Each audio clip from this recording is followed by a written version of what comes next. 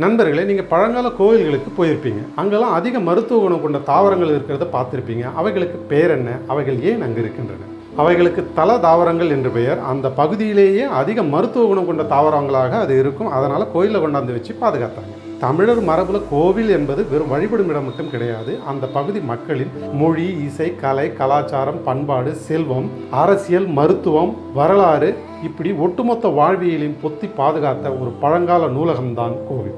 அதனால தான் படையெடுத்து வந்தவன்லேருந்து பஞ்சம் முழைக்க வந்தவன் வரைக்கும் கோவிலையே குறி வச்சு அடித்தான்.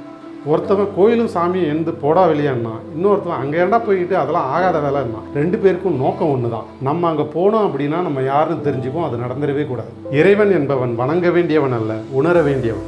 கோவில் என்பது வழிபடும் இடம் மட்டுமல்ல, நம் வரலாறை நாம் அறிந்து கொள்ளும் இடம். இந்த கருத்தை ஏற்பவர்கள் போற்றலாம், மறுப்பவர்கள் இகழலாம். எரும மாட்டு மேலே மழை பெஞ்ச மாதிரி எல்லாம் நல்லதுக்கு தான் நல்லதை சொல்லிட்டு போயிட்டே இருப்போம்.